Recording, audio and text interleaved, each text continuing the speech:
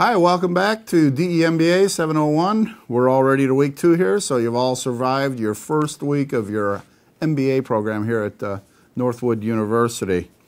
This week we're going to start getting into some of the behavioral subject matter, and we have an article for you to read. It's called Why People Behave the Way They Do.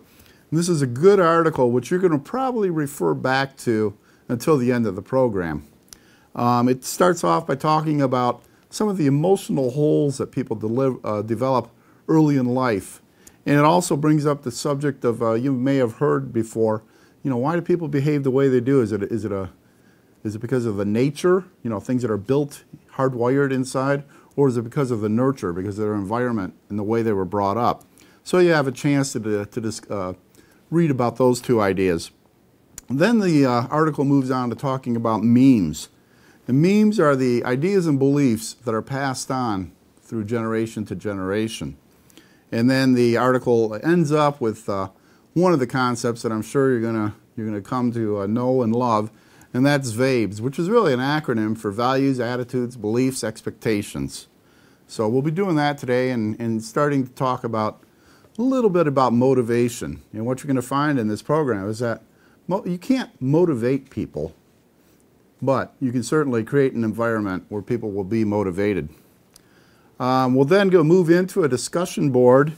We're going to ask you to discuss this article. And we're going to ask you to start relating it to the story of the bookkeeper who was caught stealing, which is there's a link to that article on your session 2, and then discuss others you've known that you've worked with or run across in their behavior, and maybe has something to do with these VABES and memes or emotional holes that have developed. Start getting to look at people a little different way and why they do behave the way they do.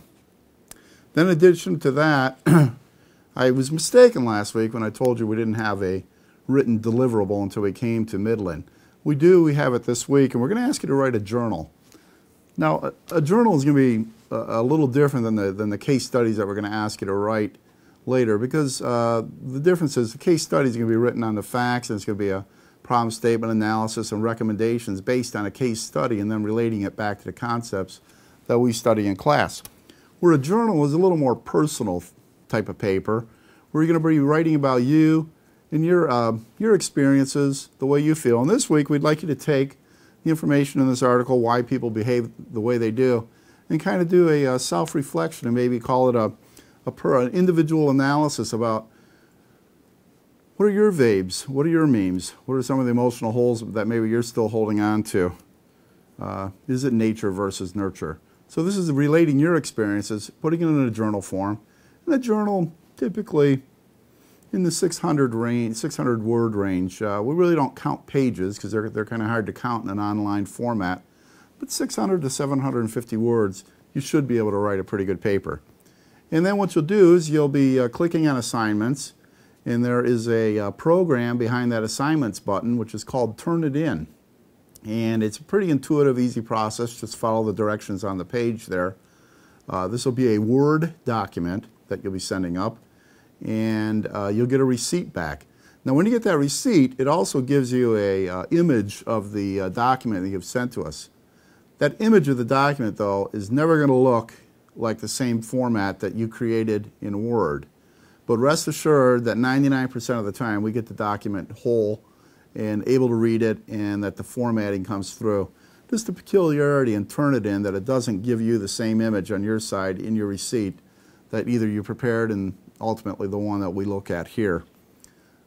Just to let you know that the Turn It In system is also designed to go through the entire web and previous papers that have been turned into universities all over the country, and checks to make sure that information, if borrowed, is being properly cited.